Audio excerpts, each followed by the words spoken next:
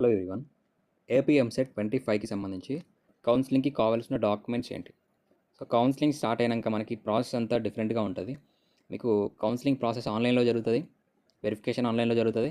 మీరు అడుగు బయట పెట్టకుండా ఇంట్లో నుండే కౌన్సిలింగ్ అనేది అటెండ్ అవ్వచ్చు. సో, కొన్ని సిట్యుయేషన్‌లో ఏమవుతదంటే సర్టిఫికేట్ వెరిఫికేషన్ ప్రాసెస్‌లో కొన్ని మిస్టేక్స్ ఉండడం వల్ల, వెరిఫికేషన్ టైంకి కంప్లీట్ కాకపోవడం వల్ల మీరు దగ్గరలో ఉన్న హెల్ప్‌లైన్ సెంటర్స్‌కి వెళ్లి మీ వెరిఫికేషన్ కంప్లీట్ చేసుకోవాల్సొస్తది. సో, అలాంటి టైంలో ప్రాపర్ డాక్యుమెంట్ లేకుండా మీరు వెళ్తే మీ వెరిఫికేషన్ కంప్లీట్ కాదు. మీకు సంబంధించిన రిజర్వేషన్ అప్లికేబుల్ కాదు. సో, మీకు అనుకున్న సీట్ కూడా వచ్చే ఛాన్సెస్ తక్కువుంటాయి. సో, కాబట్టి డాక్యుమెంట్స్ ముందుగా రెడీగా ఉంచుకుంటే దానికి సంబంధించి ప్రాసెస్ ఏమైనా మిస్టేక్ అయినా మనం వెళ్ళాల్సి వచ్చినా ధైర్యంగా వెళ్ళొచ్చు. ఎలాంటి మిస్టేక్ లేకుండా. సో, ఇక వివరాల్లోకెళ్తే కౌన్సిలింగ్ వచ్చేసి మనకి జోసా కౌన్సిలింగ్ తర్వాత అంటే 6థ్ రౌండ్ కౌన్సిలింగ్ తర్వాత స్టార్ట్ చేస్తారు. మ్యాక్సిమం మనకి జూలై ఎండింగ్‌లో అంటే జూలై లాస్ట్ వీక్‌లో లేదా జూలై థర్డ్ వీక్‌లో కౌన్సిలింగ్‌కి సంబంధించి అప్డేట్ వచ్చే అవకాశం అయితే ఉంది. లేదా జోసా 3, 4 రౌండ్స్ తర్వాత రిలీజ్ చేస్తామనంటే మనకి సెకండ్ వీక్‌లోనైనా ఎంసెట్‌కి సంబంధించి కౌన్సిలింగ్ స్టార్ట్ అయ్యే అవకాశం ఉంది. మ్యాక్సిమం జూలై మంత్ ఎండింగ్‌లో స్టార్ట్ కావడానికి ఎక్కువ అవకాశాలున్నాయి. సో, ఏమేమి డాక్యుమెంట్స్ రెడీగా ఉంచుకోవాలని ఎక్స్‌ప్లెయిన్ చేస్తాను. సో, మనకు మెయిన్‌గా కౌన్సిలింగ్ ఎలా జరుగుతుందనేది ఫస్ట్ తెలియాలి. సో, కౌన్సిలింగ్‌లో ఫస్ట్ మీకు రిజిస్ట్రేషన్స్ ఉంటాయి. కౌన్సిలింగ్‌కి మీరు ఎంసెట్‌కి ఎలా అప్లై చేశారో సేమ్ అలానే అప్లై చేసుకోవాలి. తర్వాత సర్టిఫికేట్ వెరిఫికేషన్ ఉంటది. అంటే మీకు మీ సర్టిఫికేట్స్ ఆన్‌లైన్‌లో మీరు ఎంసెట్‌కి అప్లై చేసే టైంలో ఇన్‌కమ్ సర్టిఫికేట్ కానీ, ఈడబ్ల్యూఎస్ కానీ, ఇంటర్మీడియేట్‌కి సంబంధించి హాల్ టికెట్ నెంబర్ కానీ, ఇలా మీ సర్టిఫికేట్స్‌కి సంబంధించి డీటెయిల్స్ ఇచ్చి ఉంటారు. సో, ఆ డీటెయిల్స్‌ని బేస్ చేసుకొని ఆన్‌లైన్‌లోనే పర్టిక్యులర్ సర్వర్స్ మీరు ఇన్‌కమ్ సర్టిఫికేట్ ఇస్తే ఇన్‌కమ్ సర్టిఫికేట్‌కి సంబంధించి సర్వర్ నుంచి ఆ డాక్యుమెంట్ డీటెయిల్స్ వస్తాయి. 10థ్ క్లాస్ మెమో ఇస్తే 10థ్ మెమోకి సంబంధించి హాల్ టికెట్ నెంబర్ ఎంటర్ చేస్తారు కదా! సో, 10థ్ బోర్డ్ నుంచి ఆ డీటెయిల్స్ వస్తాయి. ఇంటర్మీడియేట్‌కి సంబంధించి ఇంటర్మీడియేట్ బోర్డ్ నుంచి ఆ డీటెయిల్స్ వస్తాయి. మీ హాల్ టికెట్ నెంబర్ ఎంటర్ చేయగానే. సో, ఒకానొక టైంలో మీరు హాల్ టికెట్ నెంబర్స్ కరెక్ట్‌గా ఇవ్వని సిట్యుయేషన్‌లో ఏమైతదంటే మీ వెరిఫికేషన్ పెండింగ్‌లో ఉంటది. ఆన్‌లైన్ వెరిఫికేషన్ పెండింగ్‌లో ఉంటది. సో, అలాంటి టైంలో మీరు ఆఫ్‌లైన్‌లో వెళ్ళి అంటే మీ డాక్యుమెంట్ అనేది ఆహ్, చూపించి మీ డాక్యుమెంట్స్ అనేది వెరిఫికేషన్ చేయించుకోవాల్సి ఉంటది. సో, వెరిఫికేషన్ అయిపోయిన తర్వాత మనకి వెబ్ ఆప్షన్స్ ఉంటాయి. అంటే కాలేజ్ సెలక్షన్ చేసుకోవడం ఉంటది. సో, వెబ్ ఆప్షన్స్ తర్వాత సీట్ అలాట్‌మెంట్.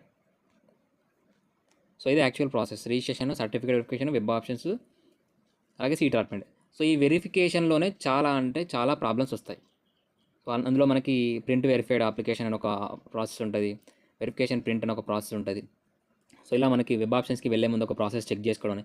ఇలా మనకి ఈ వెరిఫికేషన్‌లోనే చాలామంది స్టూడెంట్స్‌కి చాలా రకాలుగా ప్రాబ్లమ్స్ వస్తాయి. ఇష్యూస్ రైజ్ అవుతా ఉంటాయి. కొత్త డౌట్‌లని రైజ్ అవుతా ఉంటాయి. సో, ఆ డౌట్స్ అనేది నేను నెక్స్ట్ వీడియోస్‌లో ఎక్స్‌ప్లెయిన్ చేస్తా ఉంటాను. ఫస్ట్ మనకి డాక్యుమెంట్స్ ఏమేమి కావాలనేది ఎక్స్‌ప్లెయిన్ చేస్తాను. సో, అంతకంటే ముందు మనకి కౌన్సిలింగ్ ప్రాసెస్‌లో కానియండి, మీకేమైనా డౌట్స్ కానియండి, లేదా జనరల్‌గా నాతోని కాంటాక్ట్‌లో ఉండాలనుకుంటే స్క్రీన్ మీద కనిపిస్తున్న వాట్సాప్ నెంబర్‌కి పెయిడ్ గైడెన్స్ కోసం కాంటాక్ట్ కండి. 8500 44057కి వాట్సాప్‌లో కాంటాక్ట్ అయితే మీకు పెయిడ్ మెంటర్‌షిప్‌కి సంబంధించి డీటెయిల్స్ ఇస్తాము. సో, మీకు నచ్చిన ప్లాన్‌లో జాయిన్ కావచ్చు. నాతో కాంటాక్ట్‌లో ఉండొచ్చు. కౌన్సిలింగ్ కంప్లీట్ అయ్యి మీరు కాలేజ్‌లో జాయిన్ అయ్యే వరకు ప్రతి ఒక్క ఇన్ఫర్మేషన్ మీకు అప్ టు డేట్ ఇవ్వడం జరుగుతుంది. సో, అది ఎంపీసీ కానీ, బైపీసీ వాళ్ళకి సంబంధించి. లేదు నేను యూట్యూబ్‌లో చూసి, ఎక్కడైనా చూసి నేను ఫాలో అయితాను. నాకు అవసరం లేదు అని అనుకుంటే నో ప్రాబ్లమ్. మీరు ఫాలో అవ్వచ్చు.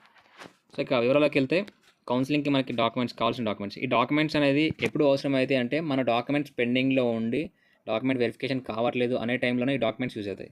అలాగే కౌన్సిలింగ్ కంప్లీట్ అయిపోయింది, సీట్ వచ్చింది, కాలేజ్‌లో జాయిన్ కావాలి అన్న టైంలో ఈ డాక్యుమెంట్స్ యూజ్ అవుతాయి. అప్పటి వరకు మీ డాక్యుమెంట్స్ అనేది మీరు ఎక్కడికి తీసుకెళ్లాల్సిన అవసరం అయితే ఉండదు. కంప్లీట్‌గా ఆన్‌లైన్‌లో ప్రాసెస్ ఉంటుంది కాబట్టి రెడీగా ఉంచుకుంటే బెటర్. సో, ఫస్ట్ మనకి ఎంసెట్‌కి సంబంధించి ర్యాంక్ కార్డ్ అఫీషియల్ వెబ్‌సైట్‌లో మీకు రిజల్ట్‌తో పాటు ర్యాంక్ కార్డ్ అనే ఆప్షన్ ఉంటుంది. డౌన్లోడ్ చేసి పెట్టుకోండి. Next hall ticket. సో, ఎంసెట్‌కి సంబంధించి hall ticket. Next intermediate memo. So, మీకు సెకండ్ ఇయర్‌కి సంబంధించి లాంగ్ మెమో వస్తే నో ప్రాబ్లమ్. లేదు అంటే షార్ట్ మెమో ఉంటుంది వెబ్‌సైట్‌లో డౌన్లోడ్ చేసి పెట్టుకోండి. Next proof of date of birth certificate. అంటే మనకి ఎస్ఎస్‌సి మెమో. సో, 10థ్ క్లాస్‌కి సంబంధించి మార్క్స్ మెమో అనేది ఉండాలి. అలాగే ట్రాన్స్‌ఫర్ సర్టిఫికేట్. మీ ఇంటర్మీడియేట్‌కి సంబంధించి transfer certificate. Next study certificates. ఇది చాలా ఇంపార్టెంట్. స్టడీ సర్టిఫికేట్ 6థ్ క్లాస్ నుంచి ఇంటర్మీడియేట్ వరకు స్టడీ సర్టిఫికేట్స్. మీరు ఎక్కడ చదివారు? ఏయూ ఏరియాలో చదివారా? ఎస్‌వీయూ ఏరియాలో చదివారా?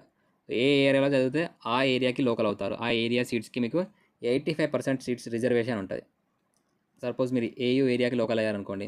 మీరు ఏయూ ఏరియాలో ఉన్న 85% సీట్స్, అలాగే ఎస్‌వీయూ ఏరియా అయితే ఎస్‌వీ ఏరియాలో ఉన్న 85% సీట్స్‌కి సపోజ్ 100 సీట్స్ ఉన్నాయనుకోండి, 85 సీట్స్ అనేది లోకల్ వాళ్ళకి అలాట్ చేయడం జరుగుతుంది. మళ్ళీ అందులో కేటగిరీకి సపరేట్‌గా రిజర్వేషన్స్ ఉంటాయి. అవి సపరేట్. సో, నెక్స్ట్ మనకి ఓసీ ఈడబ్ల్యూఎస్ 25 మనకి ఏప్రిల్ 1 తర్వాత తీసుకున్న ఈడబ్ల్యూఎస్ సర్టిఫికేట్ వ్యాలిడ్ అవుతుంది. 24 తీసుకున్న వ్యాలిడ్ అవుతుందా? మేము రీసెంట్‌గా తీసుకున్న వ్యాలిడ్ అవుతుందంటే 25 ఏప్రిల్ 1 తర్వాత తీసుకోండి. అలాగే caste certificate, BC SC ST వాళ్ళకి క్యాస్ట్ సర్టిఫికేట్ కావాలి. అలాగే అంటే క్యాస్ట్ సర్టిఫికేట్కి 3 ఇయర్స్ వ్యాలిడిటీ ఉంటుంది. మీకు 2020 నుండి తీసుకున్న సర్టిఫికేట్ అయితే వ్యాలిడే ఉంటుంది. నెక్స్ట్ ఇన్కమ్ సర్టిఫికేట్, మీ పేరెంట్స్కి సంబంధించి ఇన్కమ్. అలాగే రైస్ కార్డ్, అంటే మీకు రేషన్ కార్డ్ ఉన్నా, వైట్ రేషన్ కార్డ్ ఉన్నా, లేదా ఇన్కమ్ సర్టిఫికేట్, రెండిట్లో ఏది ఉన్నా వ్యాలిడ్ అవుతుంది. Next special category. So special కేటగిరీకి సంబంధించి ఎన్సీసీ కానీ, స్పోర్ట్స్ కానీ, క్యాప్ కానీ, చిల్డ్రన్ ఆర్మడ్ ఫోర్స్ కానీ, ఫిజికల్లీ హ్యాండిక్యాప్డ్ కానివ్వండి. సో ఇంకా ఏమైనా మీకు స్పెషల్ కోటా సర్టిఫికేట్ స్పోర్ట్స్కి ఏమైనా ఉంటే ఆ సర్టిఫికేట్ ఒరిజినల్. నెక్స్ట్ బైపీసీ అయితే, బైపీసీ స్టూడెంట్స్ అయితే మనకి అగ్రికల్చర్, హార్టికల్చర్, వెటరీ సైన్స్కి ఫార్మర్ కోటా సర్టిఫికేట్ అంటాం. అందులో ఫామ్ 1, ఫామ్ 2 అని ఉంటుంది. ఫామ్ 1 వచ్చేసి మనకి అగ్రికల్చర్ ల్యాండ్ హోల్డింగ్ సర్టిఫికేట్.